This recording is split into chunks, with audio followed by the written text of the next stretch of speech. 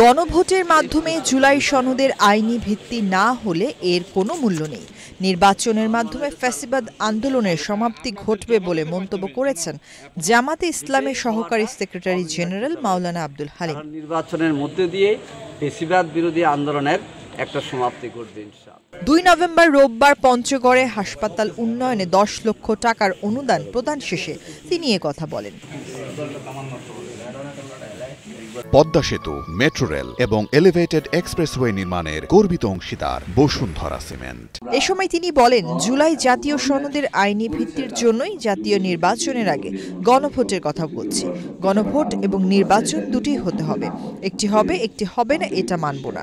এ সময় তিনি আরও বলেন, কোনো রাজনৈতিক দলের সাথে জামায়াতের বিরোধ নেই, যে যার মতো রাজনৈতিক মতামত পেশ করবে, এটাই স্বাভাবিক।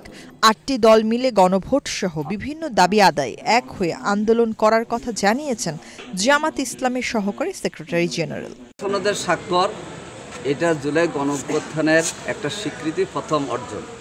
দ্বিতীয় হচ্ছে জুলাই সনদের একটা সংবিধান আদেশ কথা আমরা বলেছি, সেটা সরকার জারি করবে। আর এটা বাস্তবায়নের জন্য হচ্ছে গণভোট।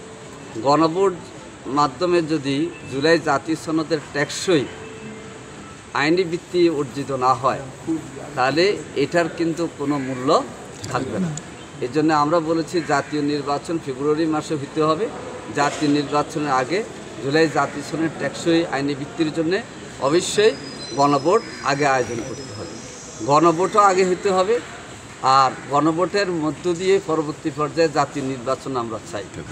কোনোটা একটা হবে আরেকটা হবে না এটা নয়, দুটেই হওয়াটা অপরিহার্যতা রয়েছে।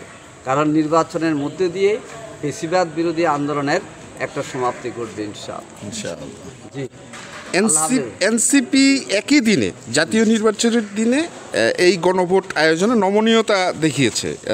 এই ব্যাপারে আপনাদের এনসিপির সঙ্গে আপনাদের কোনো বিয়ে হলো কিনা? সব দলের সাথে আমাদের এই রাজনৈতিক সম্পর্ক হচ্ছে। প্রত্যেকটা দল প্রত্যেক দলের একটা নীতি এবং তাদের অবস্থার আলোকে তারা বক্তব্য দিতে পারে।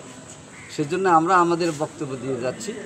এবং আপনারা জানেন যে 8টি সমমনা দল, যেখানে ইসলামী আন্দোলন বাংলাদেশ আছে, জাকপা আছে, বাংলাদেশ খেলাফত মজলিস আছে, খেলাফত মজলিস আছে, নিজামী ইসলামী পার্টি আছে, বাংলাদেশ খেলাফত আন্দোলন আছে, বাংলাদেশ ডেভেলপমেন্ট পার্টি আছে। এই 8টি দল আমরা গণভোট আগে, নির্বাচনে আগে নভেম্বরে চেয়ে আমরা স্মারকলিপি দিয়েছি। এর জন্য কোনো দল তাদের দলীয় দৃষ্টিভঙ্গির আগে কোনো কথা বললে তারা তাদের দাবি আদায়ের জন্য চেষ্টা করবে। এই ক্ষেত্রে কোনো সম্পর্কের বৃদ্ধি ঘাটতি নির্ভর করে না।